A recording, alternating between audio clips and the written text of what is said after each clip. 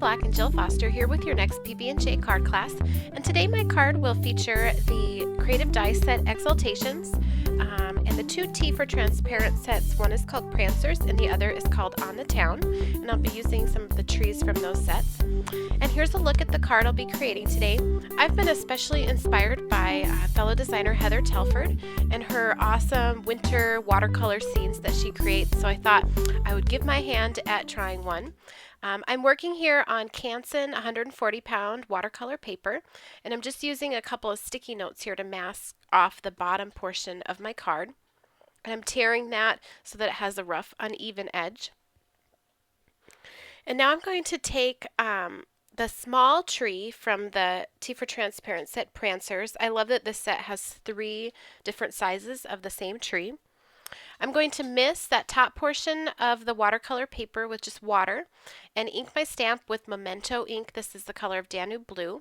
All the colors of ink that I'm using will be listed at the end of the video too. And I'm stamping this into the wet surface and letting the color sort of bleed. I don't want this to stamp perfectly. I want it to be kind of undefined. You can see there I sprayed with more water to get things to blend and also to have this other side of the cardstock still be wet as I move my way across.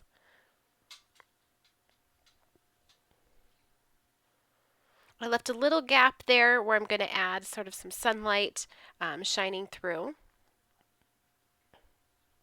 Add a little more water and I'm going to get this edge here.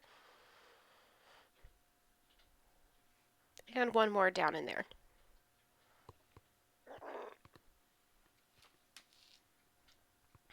So now that that's dry, I wanted to add a little bit of a purplish color near the bottom. So I'm taking the elderberry ink, also the peanut brittle Memento ink, and just pressing them onto my acrylic block. So I'm using the inks today, the Memento inks, to stamp, as well as using them as a paint off my acrylic block. So I added water to the cardstock, and then I'm dropping in that peanut brittle ink to this area and then kind of blending it out with more water.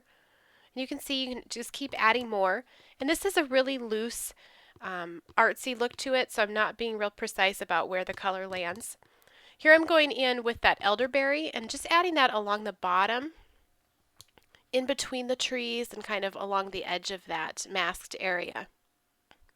And then just like I did with the yellow, once I drop that color in, I can go back with clean water and blend it into the upper portion of the card.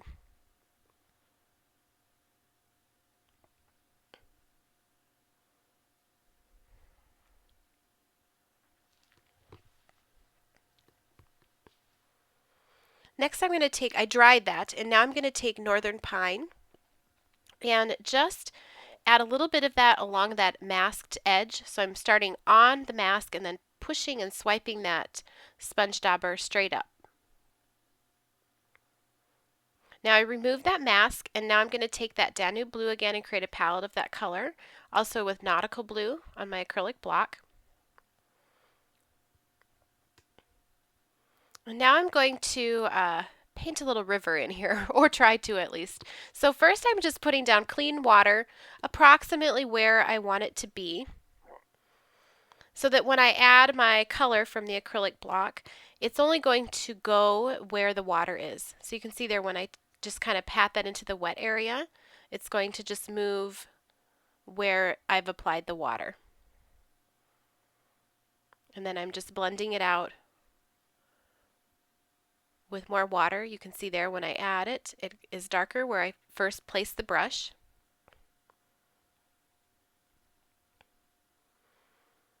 And I'm just going to keep dropping that in and letting the water kind of wick away the color and blend it. And I'll go back later and kind of darken this up and add more shading as well. But I wanted to be sure I kind of knew where it was, so when I stamped the other trees, I put them in the right spot. Here I'm adding just a touch of that Nautical Blue.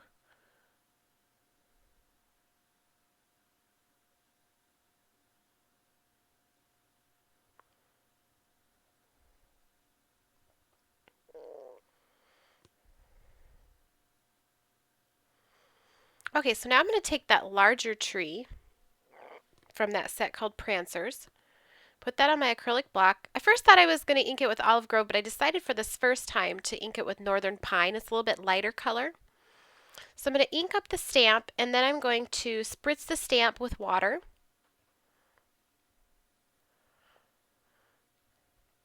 And stamp this right here. And again, because I spritzed it with water, this first time I really am not going for it to be very detailed. I'm actually even here going to spray it with water and let it blend. And then also use my paintbrush with water to blend it even more. So this is kind of like the bottom layer.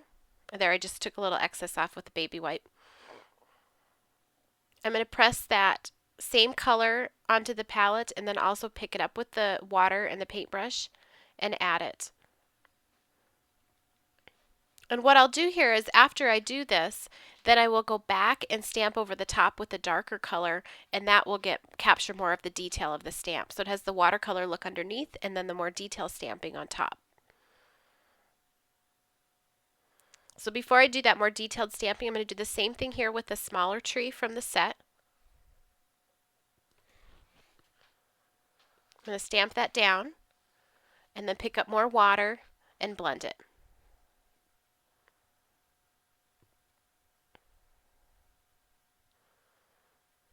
So here's that darker color. This is Olive Grove. So I've dried that cardstock and now I'm going to re-stamp on top. And that will give us just a little bit more definition and detail on the trees. I'll clean that off and then I'll grab the larger tree again. Re-ink with Olive Grove and then stamp on top.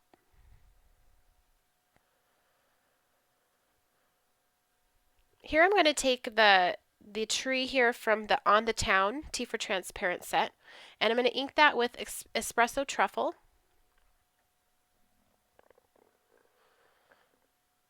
And then stamp that down.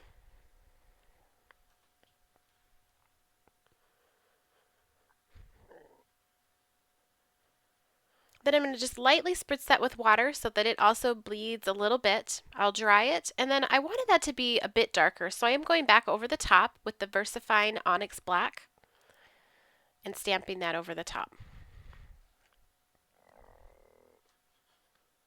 Here I'm just going back in using those palettes of color I created on my acrylic block and also just clean water, and I'm adding some additional shading to the sort of river area, so I'm darkening that up. So I'm using the Danube Blue, and I'm putting water down and then dropping that color into the water and going back and blending with the clean water. So at this point I kind of felt like I had the main elements on the card, and I could go back and do the additional shading. Put in some darker areas essentially.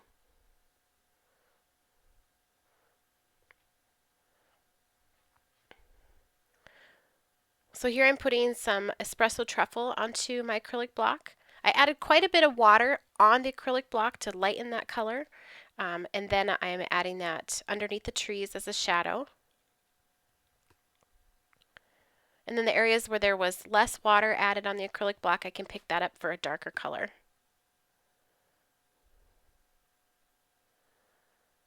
You can see there when I add the water, then I can just pat that paintbrush, sort of pounce it into the wet area, and then the color will disperse and bleed and blend on its own.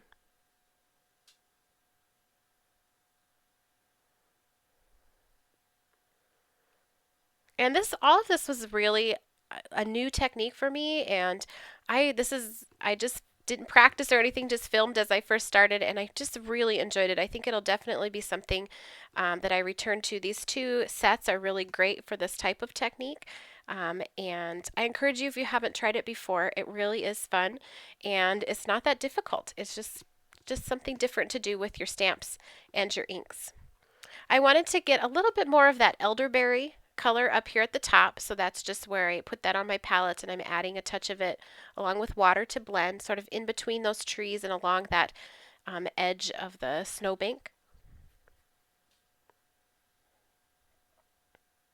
And I like the way that touch of purple, it really seemed to brighten up that little bit of yellow that's in the sky as well. That was a nice contrast.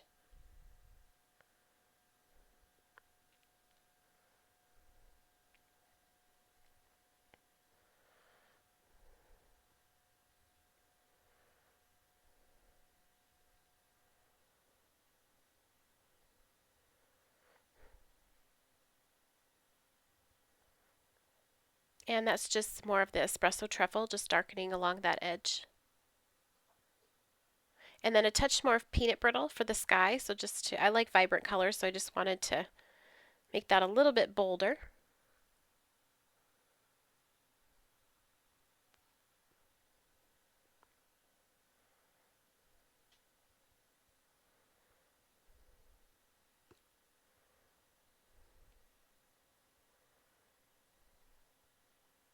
And then finally, I'm going to take Toffee Crunch Memento ink and an ink applicator tool with foam pad and just ink the edges very lightly.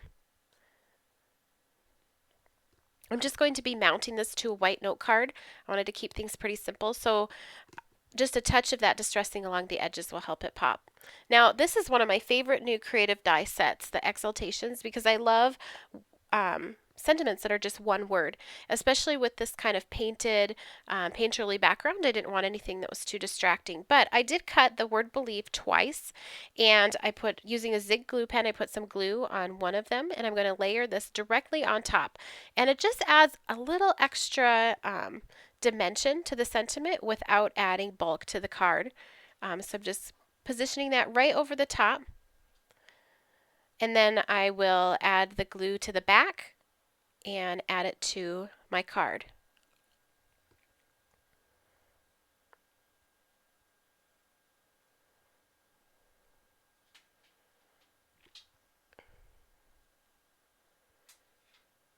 And then just a little tip here, if you ever lose the dot to the I after you're die cutting, a little pearl will do the trick, and it's easier to keep track of.